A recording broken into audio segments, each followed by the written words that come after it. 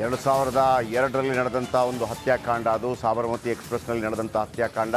ಅಲ್ಲಿ ಭಾಳ ಮುಖ್ಯವಾಗಿ S6 ಅಂದರೆ ಸಾಬರಮತಿ ಎಕ್ಸ್‌ಪ್ರೆಸ್‌ನ S6 ಬೋಗಿಗೆ ಬೆಂಕಿ ಹಚ್ಚಲಾಗಿತ್ತು ಮತ್ತು ಘಟನೆಯಲ್ಲಿ 59 ಮಂದಿ ಮೃತಪಟ್ಟಿದ್ದರು.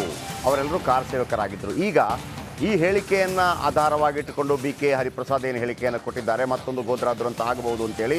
ಅಯೋಧ್ಯೆಯಲ್ಲಿ ಗೋಧ್ರಾ ಹಿಂಸಾಚಾರದ ಆತಂಕ, ಹರಿಪ್ರಸಾದ್ ಹೇಳಿಕೆಗೆ ಇದೀಗ ವಿಪಕ್ಷ ನಾಯಕ ಅಶೋಕ್ ಕಿಡಿಕಾರಿದ್ದಾರೆ. ಹರಿಪ್ರಸಾದ್ ಹೇಳಿಕೆ ಖಂಡಿಸಿದ್ದಾರೆ.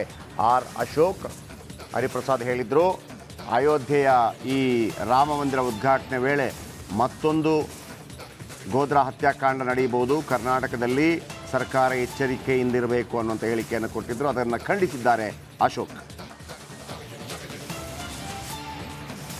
ಸರ್, ಪ್ರತಿಭಟನೆ ಕಿಚ್ಚು ಜೋರಾಗ್ತಿದೆ, ನಿಮ್ಮ ಫಸ್ಟ್ ರಿಯಾಕ್ಷನ್?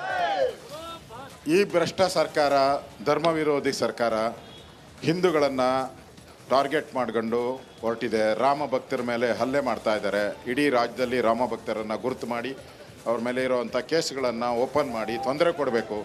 ರಾಮ ಮಂದಿರ ಉದ್ಘಾಟನೆ ಸಂದರ್ಭದಲ್ಲಿ ಕರ್ನಾಟಕದಲ್ಲಿ ಯಾವುದೇ ರಾಮ ಭಕ್ತರು ಪೂಜೆ ಮಾಡಬಾರ್ದು, ಇದು ಅವರ ಇಂಟೆನ್ಷನ್. ಈಗ BK ಹರಿಪ್ರಸಾದ್ ಒಂದು ಸ್ಟೇಟ್ಮೆಂಟ್ ಅನ್ನು ಕೊಟ್ಟಿದ್ದಾರೆ. ಸರ್ ರಾಮ ಮಂದಿರ ಲೋಕಾರ್ಪಣೆಗೆ ಹೋಗೋಕ್ಕಿಂತ ಮುಂಚೆ ಜೋಪಾನವಾಗಿರಬೇಕು, ಗೋಧ್ರಾ ಹತ್ಯೆ ಆಗ್ಬೋದು, ನಮಗೆ ಮಾಹಿತಿ ಬಂದಿದೆ ಅಂತ ಈ ರೀತಿಯಾಗಿ ಸ್ಟೇಟ್ಮೆಂಟ್ ಕೊಟ್ಟಿದ್ದಾರೆ. ಸರ್, ಏನು ಹೇಳ್ತೀರಾ?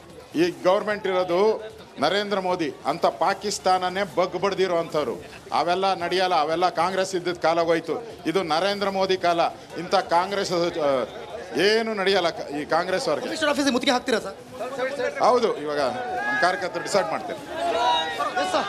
ಎಸ್ ಸರ್, ಇವೆಷ್ಟು ಅಶೋಕ್ ಅವರ ಮಾತುಗಳಾಗಿತ್ತು. ಅಂದ್ರೆ ಮುತ್ತಿಗೆನ ಹಾಕ್ತೀವಿ, ಜೊತೆಗೆ ಇದು ಮೋದಿ ಸರ್ಕಾರ ಆ ರೀತಿ ಆಗುವಂತ ಸಾಧ್ಯತೆಗಳಿಲ್ಲ ಅಂತ ಹೇಳಿರೋದು. ಕ್ಯಾಮರಾ ಪರ್ಸನ್ ರಾಘವೇಂದ್ರ ಜೊತೆ ಅಶ್ವಥ್, ರಿಪಬ್ಲಿಕ್ ಕನ್ನಡ, ಹುಬ್ಬಳ್ಳಿ.